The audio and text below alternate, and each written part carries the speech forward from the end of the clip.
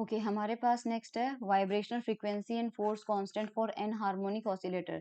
तो classical vibrational frequency तो हम जानते हैं ये होता है, और ये प्रीवियस लेक्चर में पढ़ा भी था अपन ने। ठीक है, ओमेगा भी हमने देख लिया था कि न्यू ऑसिलेटर अपॉन सी होता है। ठीक है, ये भी अपन ने देख लिया था। अब देखो एन हार्मोनिक ऑसिलेटर के केस में आपको याद रखना है कि न्यू ऑसिलेटर जो होता है वो दिया जाता है इस एक्सप्रेशन से, सी डेल्टा जी न्यू से दिया जाएगा। ठीक है, और यहाँ पर सी तो एज इट इज है। अब डेल्टा जी क्या होगा, डेल्टा जी क्या होगा, इस बार अपन ले रहे हैं न्यू -1, न्यू और new +1। If you remember previous lecture में हमने लिया था न्यू, न्यू+1 और न्यू+2। ठीक है, तब दोनों के डिफरेंस लिए थे, और दोनों का यहाँ पर इस बार जो डिफरेंस ले रहे हैं न्यू -1, न्यू और न्यू+1 ले रहे हैं, इसलिए नोटेशन में डिफरेंस आ रहा है। ये फर्स्ट नोटेशन आएगा डेल्टा जी न्यू -1/2, और ये दूसरा आएगा डेल्टा जी न्यू +1/2। ठीक है, ये बात समझ में आ गई आपको। तो इस बार नोटेशन के अंदर हमारे पास डिफरेंस आ गया।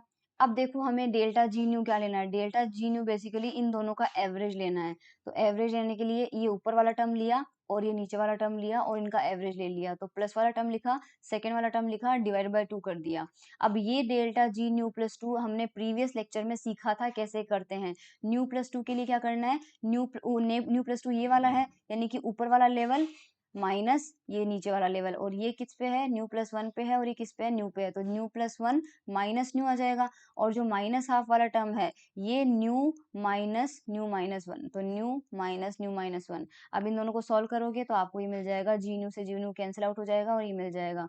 अब जी न्यू हम जानते हैं कि जी न्यू की वैल्यू हमारे पास होती है ये, तो इसमें न्यू ऑसिलेटर की वैल्यू होती है हमारे पास, जी न्यू की वैल्यू तो हमें पता ही है, करेक्ट। तो यहाँ से अगर जी न्यू की वैल्यू पता है तो इस न्यू की जगह न्यू+1 रखो पहले एक बार। इसी न्यू में सबसे पहले रखोगे न्यू+1 और वो वैल्यू निकालोगे, और इसी में रखोगे न्यू -1 और वो वैल्यू निकालोगे, और दोनों वैल्यू कहाँ रखोगे, न्यू+1 वाली वैल्यू यहाँ रखनी है और न्यू -1 वाली यहाँ रखनी है, तब आपके पास ये वाला एक्सप्रेशन आ जाएगा। ये करके देख लेना आप, इसको सिंप्लीफाई करोगे, ये देखो सिंप्लीफाई किया हुआ है, पूरी कैलकुलेशन की हुई है। सिंप्लीफाई करने के बाद आपके पास यहाँ पे आंसर आ जाएगा। तो as nu increases the classical vibrational frequency decreases. अगर हमें वैसे हाइपोथेटिकल वाला पार्ट नहीं करना है, हाइपोथेटिकल रहने दो, ठीक है। तो यहाँ से हमें पता चल जाएगा, ये हाइपोथेटिकल लेवल होता है तो ये हमें करना भी नहीं है। एनीवेज हमें क्या करना है, न्यू ऑसिलेटर जो होता है वो कितना होता है, सी ओमेगा ई होता है, और इसकी वैल्यू होती है 1/√2 यहाँ से के ई की वैल्यू निकालेंगे तो के ई की वैल्यू ये आ जाएगी, और के ई की वैल्यू अगर कौन सी रखते हैं यहाँ पर वैल्यू, तो ये सॉल्व करने से एच सी एल के लिए के की वैल्यू ये आ जाएगी, ओमेगा अपन को दिया हुआ होगा। सो एग्जाम में, हाँ अच्छा, ओमेगा ई निकालने के लिए ये हाइपोथेटिकल बोल रहा है, ठीक है ठीक है, ये बोल रहा है let us imagine hypothetical level nu is equals to -1/2, जबकि नेगेटिव नहीं हो सकता है। उस कंडीशन में ये बोल रहा है न्यू ऑसिलेटर जो है -1/2 जो है वो सी ओमेगा ई होगा। तो एग्जाम में अगर आपको न्यू ऑसिलेटर दिया हुआ है तो आप ओमेगा ही निकाल सकते हैं, और वो ओमेगा ही निकाल के आप यहाँ पर प्रूव कर पुट कर सकते हैं, और इससे आप के ई की वैल्यू निकाल सकते हैं। यहाँ पर पुट करेंगे तो के ई की वैल्यू भी आपके पास निकल जाएगी। तो ये हमें जो हेडिंग था वो था फोर्स कांस्टेंट मतलब के ई, और वाइब्रेशनल फ्रीक्वेंसी मतलब ओमेगा ई। तो ये हमें sorry new vibration frequency new oscillator, ये दोनों हमें कैलकुलेट करनी थी, जो कि हमने कैलकुलेट कर ली। इसके बाद isotope effect on vibrational level. ये देखो हमें पता है न्यू ऑसिलेटर ये है, तो आपको इसमें लंबा डेरिवेशन दिया हुआ है, बस उतना लंबा डेरिवेशन हमें नहीं करना है, आपको सीधा सा ध्यान रखना है। देखो इसमें डेरिवेशन फालतू का दिया हुआ है इतना सारा, ये डेरिवेशन आपको नहीं करना है, आपको बस इतना ध्यान रखना है फ्रीक्वेंसी की वैल्यू ये होती है, ठीक है। तो अब हम क्या करेंगे यहाँ पे, omega I, if omega I is the vibrational constant for heavier isotope, omega E जो है हेवियर आइसोटोप का अगर वाइब्रेशनल कांस्टेंट है तो हमारे पास क्या होगा, हमें पता है कि ओमेगा जो है वो प्रोपोर्शनल टू किससे होता है, प्रोपोर्शनल होता है न्यू ऑसिलेटर से, ठीक है। तो ओमेगा आई अपॉन ओमेगा जो होगा वो इक्वल किसके होगा, न्यू आई अपॉन न्यू, सिंपल न्यू होगा।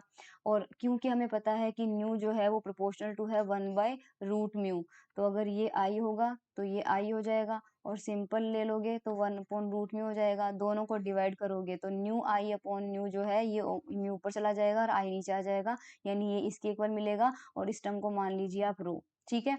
यहाँ पर हम मान लेते हैं हैवियर माइसोटो हैवियर जो होगा, यानी अब यहाँ पर देखिए कि रो जो है, इस रो की वैल्यू <<1 क्यों बोल रहा है, रो की वैल्यू <<1 क्यों बोल रहा है यहाँ पे, क्योंकि हमारे पास आ रहा है म्यू अपॉन म्यू आई, ये रो है, तो हमें पता है कि म्यू आई जो है वो ज्यादा है म्यू से, क्योंकि ये आइसोटोप जो है वो हैवी है, और जो एक्चुअल एटम मॉलिक्यूल है हमारे पास वो है लाइट।